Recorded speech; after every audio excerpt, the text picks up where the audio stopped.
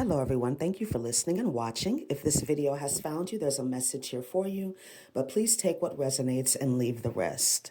So I'm going to talk to you today about how to break generational curses with spiritual defaults. So a little story time here. My grandfather on my father's side was not a good man. He was a child molester, and he was somebody who just had a problem, a sex addiction. My grandmother had 8 children by him. When she met him, she already had 3 children. He actually fathered 2 of my cousins from the 3 children that my grandmother had prior to marrying him. It's rumored that my grandfather could have as many as 22 children, okay? Somewhere in the midst of him acting out on his sex addiction, he connected with someone that wasn't to be played with.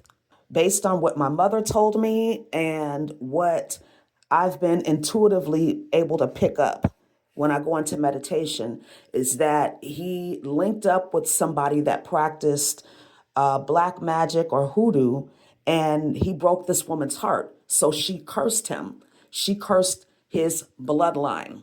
Okay. So like I said, my grandmother had 11 children, 8 of them by my grandfather. And then he had 2 by my aunt, 2 of my aunts, because they were raped. Okay.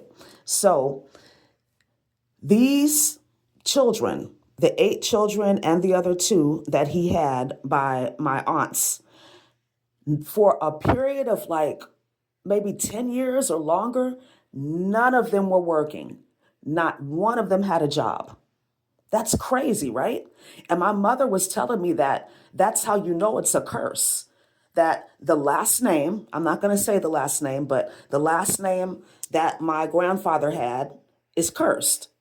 And I don't have my grandfather's last name because I was born in Michigan. And so obviously my father has my grandfather's last name, but because I was born in Michigan, my parents weren't married, I couldn't have my father's last name on my birth certificate. Now that I'm older and I'm thinking back on those conversations, I can see there was a generational curse placed on that part of my family, specifically a financial generational curse.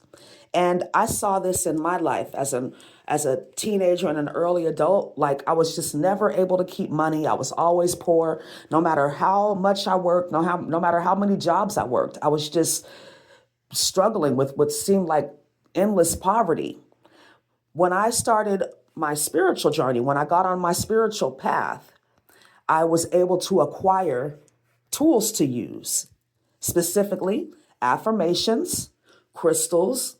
I started to intuitively pick up on angel numbers and spirit animals.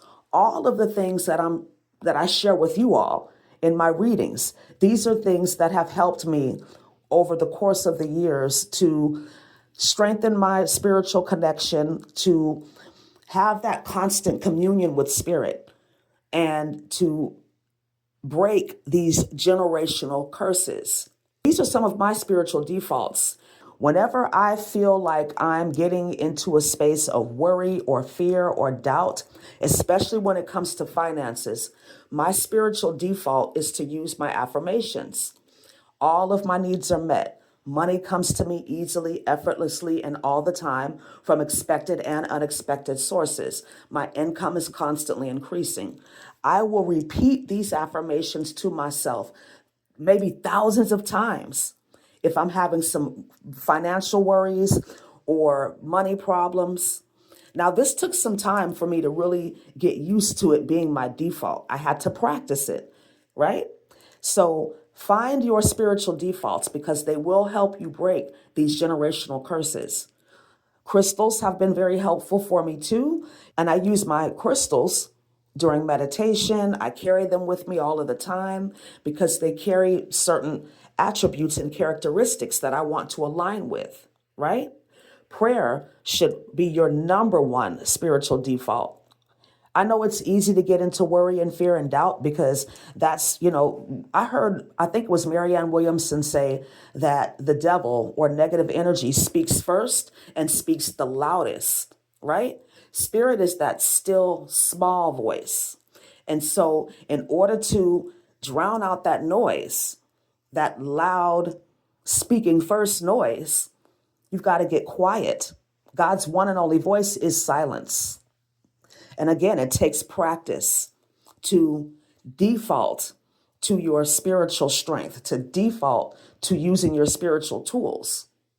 And once you get accustomed to that, it's almost like whatever issues, whatever generational curses that have plagued you, it just becomes something that you have to deal with, right? Something that you have to handle. It doesn't stifle you emotionally anymore. It doesn't bring up all kinds of fear and apprehension, and it doesn't affect your self-worth as much because you know that you have tools to use. You can just default to these spiritual tools and know that everything will be all right. These generational curses then become a source of learning. They're lessons for you. They're not used against you anymore. Right? They're not tools of self-sabotage anymore. They're things that you can kind of step away from and look at and say, okay, this is what I came to this planet to learn. This is what I came to this planet to teach. Once you become aware of something, you become responsible for what you know.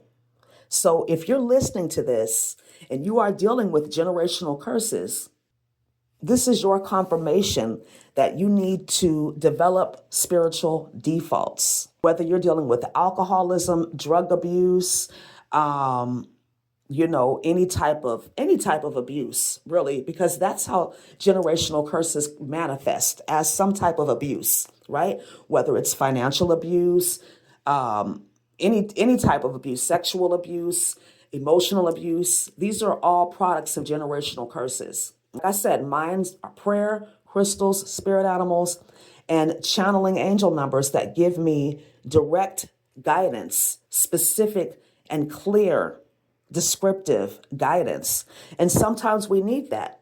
And understand that you can go to God, you can go to your spirit team as many times as you need to, asking the same question over and over again, praying the same prayer over and over again. They don't mind. They don't mind. They're willing to work with you until you get it.